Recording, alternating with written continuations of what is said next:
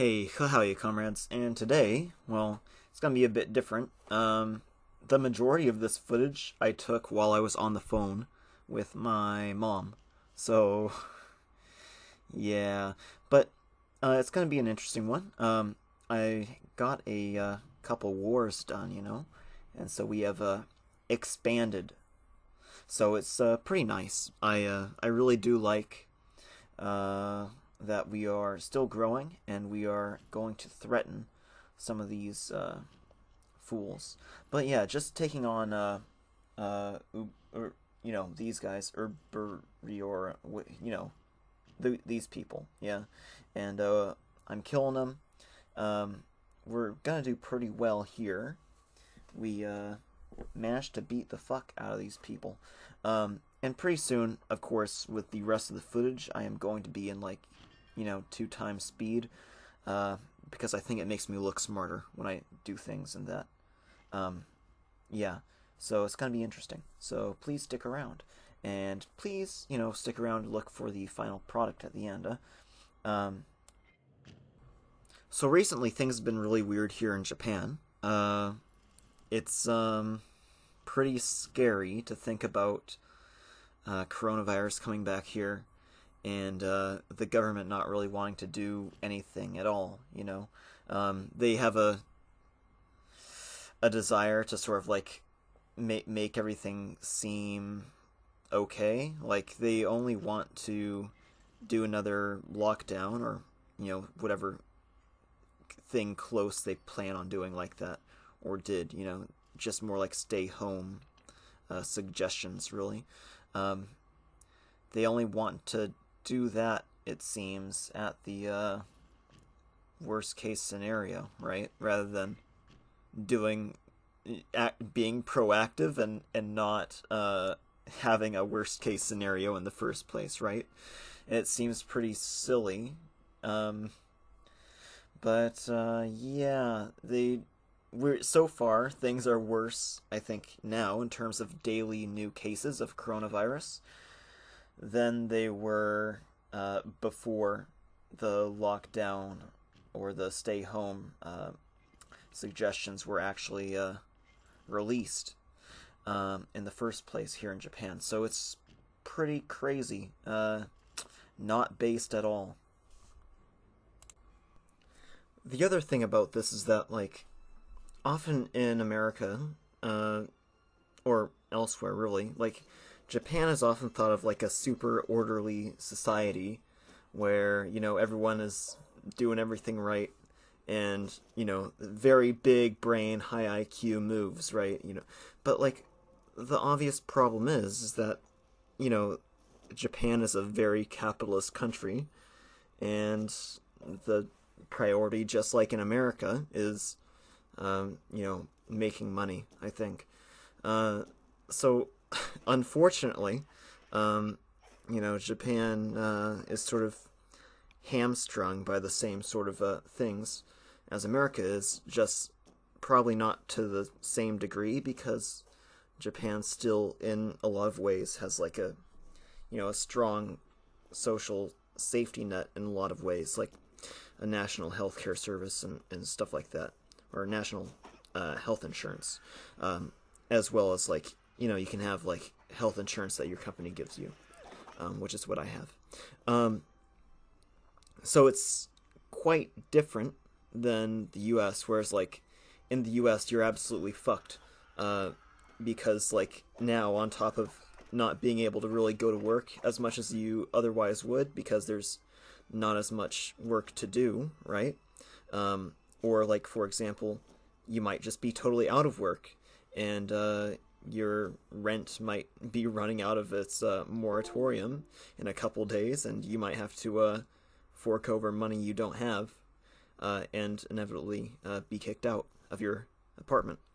Um, Japan doesn't have that, but Japan is dealing with its limited amount of tests for coronavirus in a different way, and in some ways that's been beneficial, in other ways that's been pretty bad. On the good part, the pro of this is that you're not bankrupted trying to find out if you have a fucking disease that may or may not kill your grandma. The bad part of this is that they will be very reluctant to give you this test to let you know. They'll only test you if you have enough of the symptoms for them to say yeah, so they can be sure that they're not wasting a test, right? So lots of people end up going untested because they might not have all the symptoms, like they might just have a fever or a cough. So they'll have coronavirus, but they won't be able to go to a doctor and say, yeah, I have one, or I have corona, right? Not good. So, instead of prioritizing like new work from home procedures and what have you, we did that and things got better for quite a bit. And now we've decided to stop because we like making money the old way more, because that's more comfortable for us, right?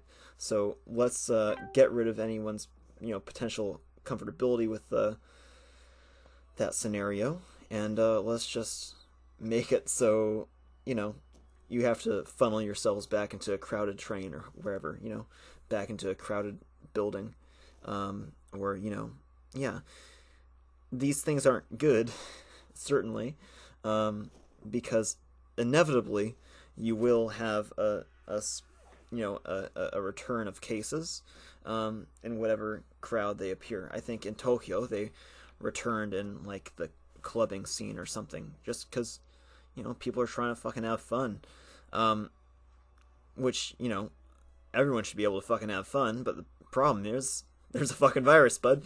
Like, holy shit.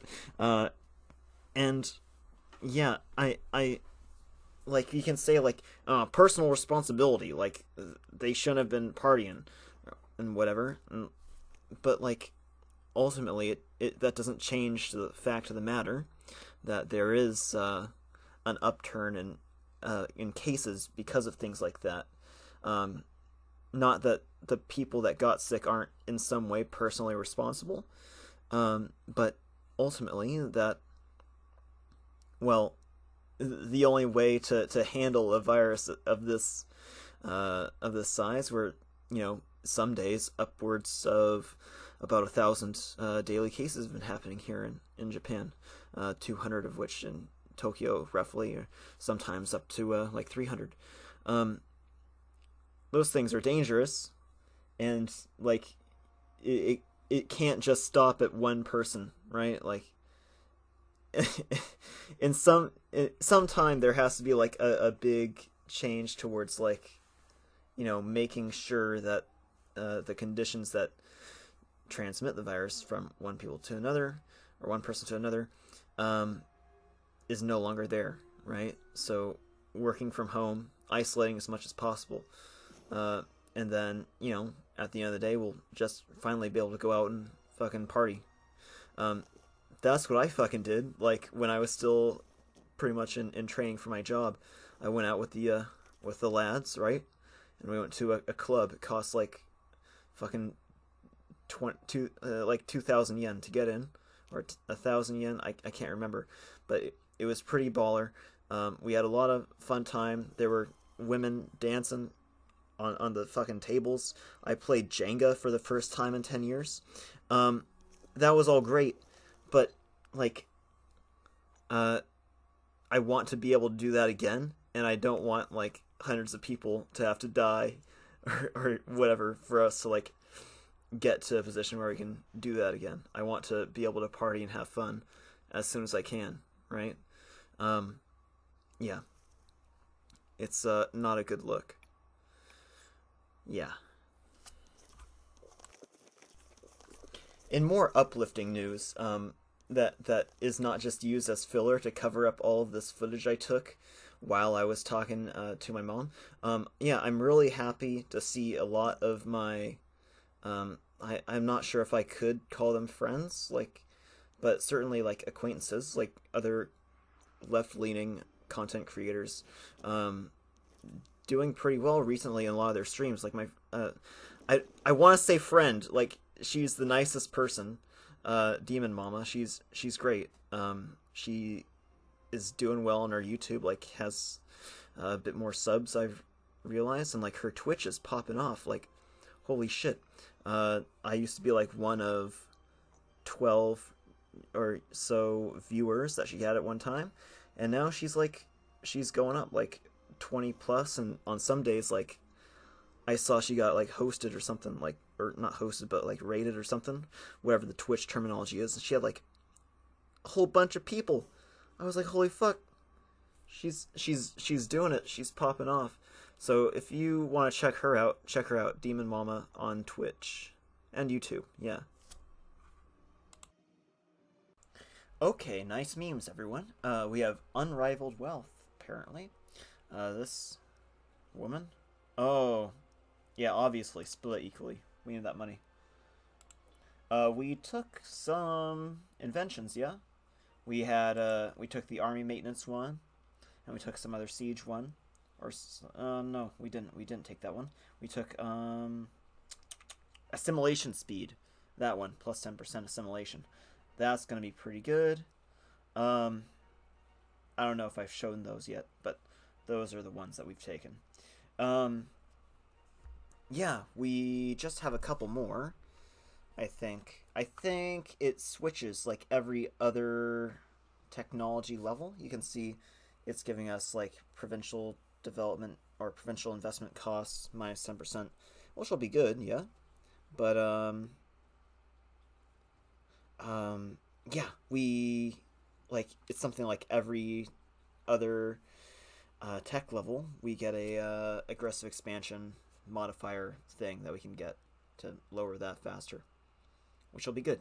Yeah. How it choose. Fuck. How it choose to feel 5 gum. Boom. Okay. Let's go. Our aggressive expansion is ticking down, yeah.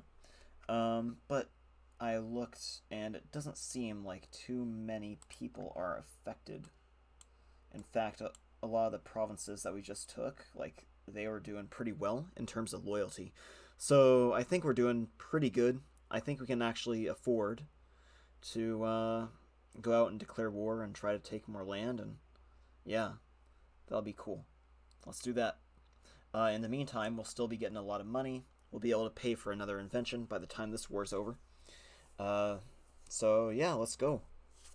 Fuck it.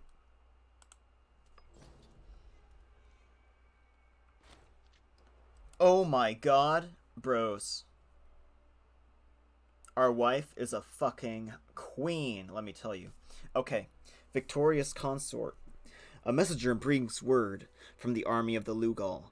In their glorious battle with our foes, Consort Imperator took command of the army's left flank, bracing against a major assault before routing the enemy and chasing them near into the enemy camp.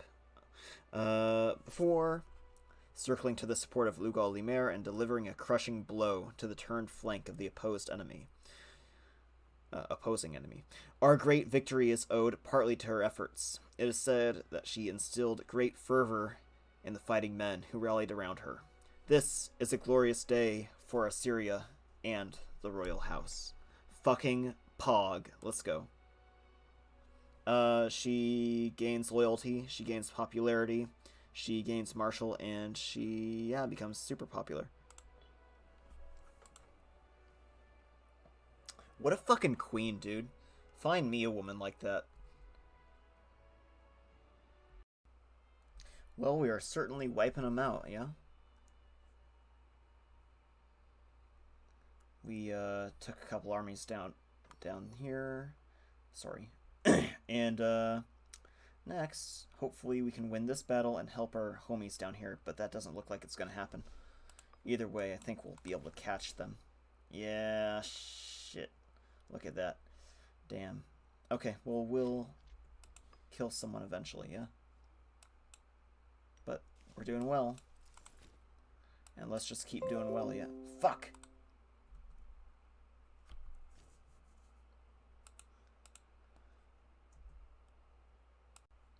Dang, we're taking forts and shit in like 152 days.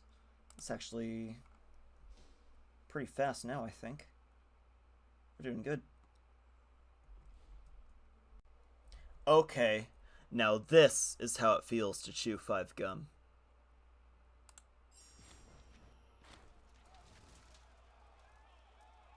Oh, I was joking. This is how it feels to chew 5 gum.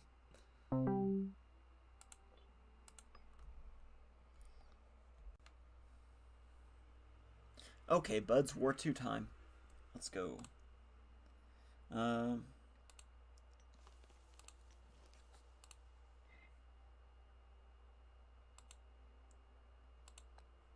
yeah, I think we're going to be doing pretty well. Where's the nearest place? Haranu. Huh? How about Saha? There we go. Let's go! Boom. Okay, sure.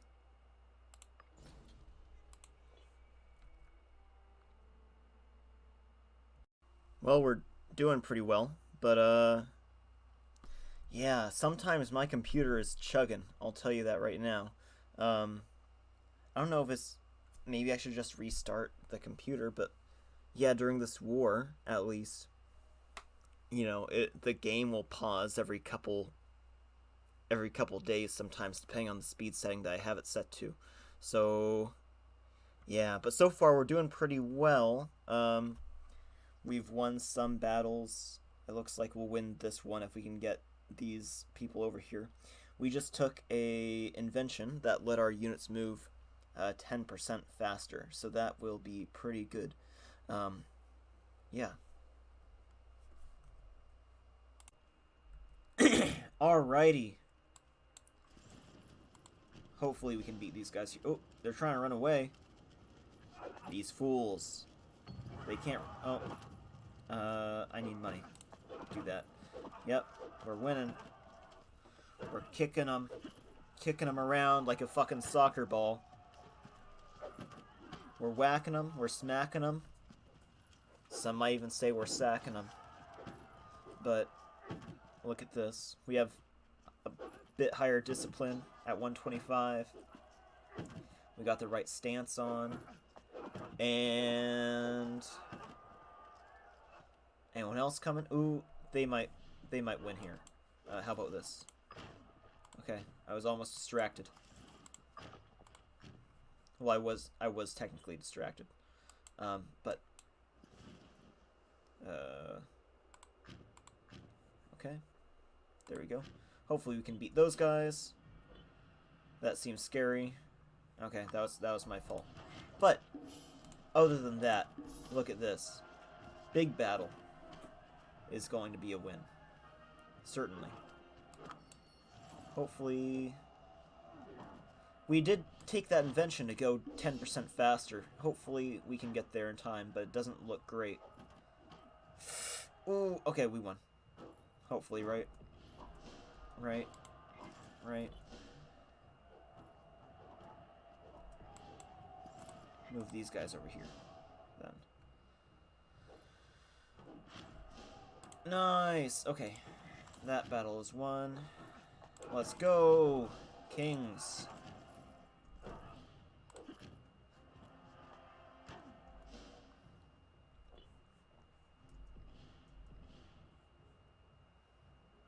Alright.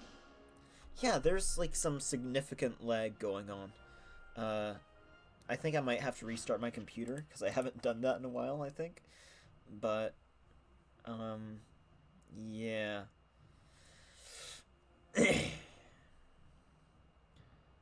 Like, if I move it up to max speed, then it hits absolute, like, lag. So I'm not sure if it's entirely just my computer. I think it might be the mod. There might be, like, too many units moving around or something in the game overall. Sort of like Dwarf Fortress, when you reach, like, over 200 dwarves in your little fortress. Yeah. But so far, we're doing well. Look at that. We're kicking ass. And we can rely on our allies, and maybe this army too, to clean up. And then we have an enemy army coming down here, trying to do a sneaky on us. Down south in the desert. And if we can beat them off at Shikuru, we can, well, avoid mass panic. It does really look like they're going to be going that way, so let's just move and groove.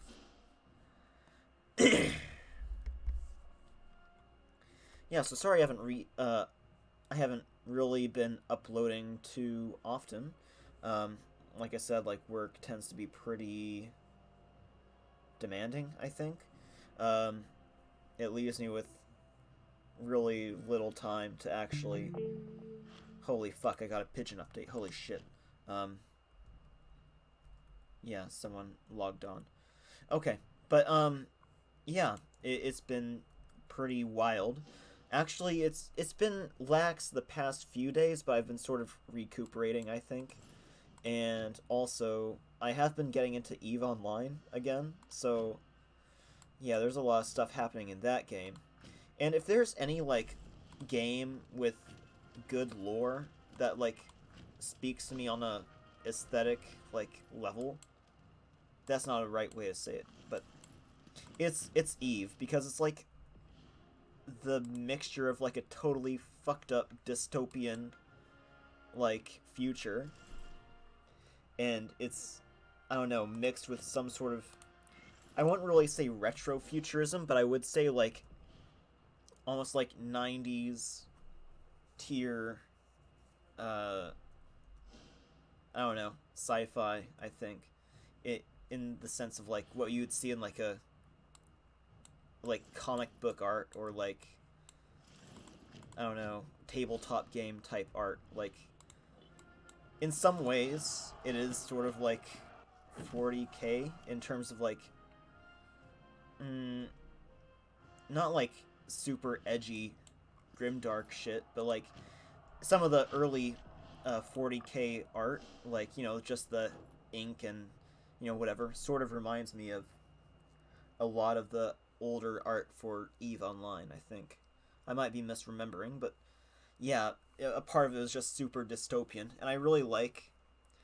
It's sort of the same, like, background, right, as, like, PlanetSide 2. You remember, like, basically there's a big wormhole, and, yeah, humanity goes into the wormhole to explore for resources and shit. But then, you know, the wormhole collapses. EVE Online and, like, PlanetSide 2 have the exact same sort of setting, if that makes sense. But EVE Online, I think, is more... I don't know. It's... To me, it's, like, more immersive, obviously. It's a huge fucking sandbox MMO, but... on top of that, like... I think it's closer to what might happen if, like... If something like that did happen. Like, I think, you know, if we're at a point in, like, human development where we're able to have a, you know, not only colonize planets, but colonize planets on the other side of a fucking wormhole, like, our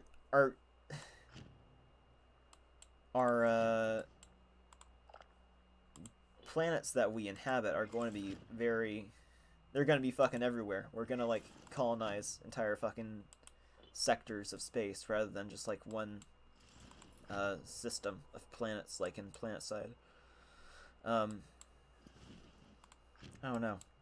But I do think finding those parallels is pretty interesting between some games like that.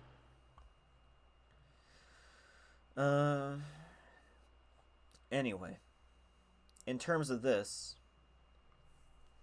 oh, I have mentioned this before, I think. So this mod is moving to Crusader Kings 3 when it comes out. And in that Day 1 expansion, they are going to be adding in all of Anatolia here. So then, of course, we'll be able to play as, like, the full extent of the Mitanni Empire, right? Yeah, so it gives me a reason to buy CK3 the day it comes out, I guess. I think that'll be fun and interesting, but I sort of want to play the base game first before I play a mod.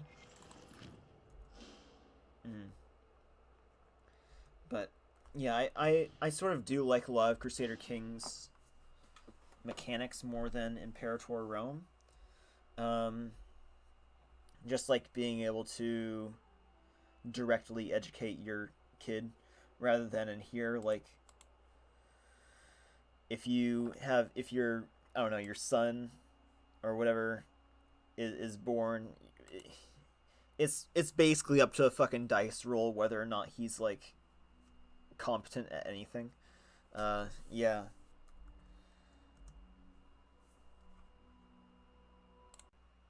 Alright, some of this is pretty weird. So yeah, for this area over here, let me show you. For some reason, this doesn't show up as a province. It's showing up only as territories. So, for example, I can go to Haran.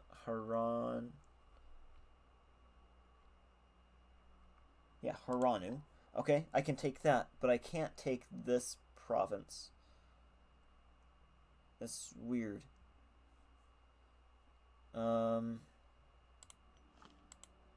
Yeah, and I am set to province, right? I'm not set to territory. I don't know what to make of this. Yeah, that sort of puts a... Because, okay, territories, like choosing these territories one by one is more expensive, I think, than just taking the province. Yeah, I don't know. I don't know why this is. It's weird.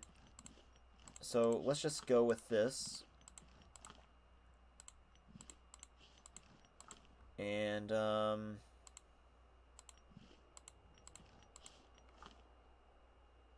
sure, I guess I can deal with that. I don't know, we beat Ebla up again, so, you know, at least now they can suck it. Even though it doesn't make us look a whole lot bigger, unfortunately, but hey.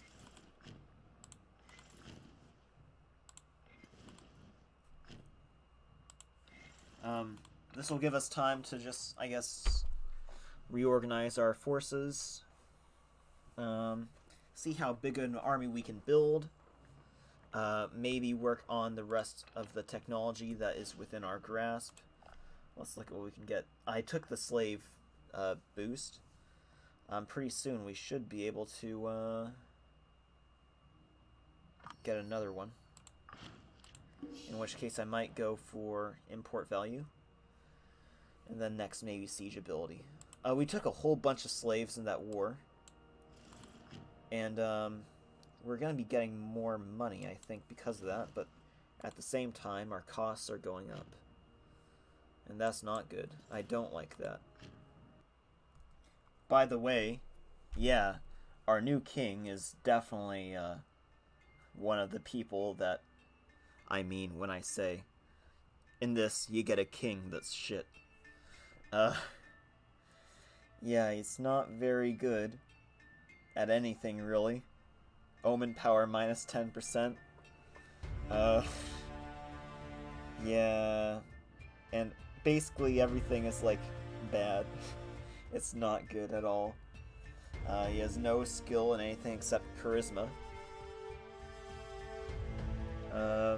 He's incapable. He's one-eyed. Yeah. Uncaring. Lazy. Sort of sounds like Donald Trump, except for, you know, Trump has both his eyes, apparently, so... It's horrifying to me that right after I finish this video, like, I have to edit another one. I've been pretty lazy the past few days, but I finally finished this.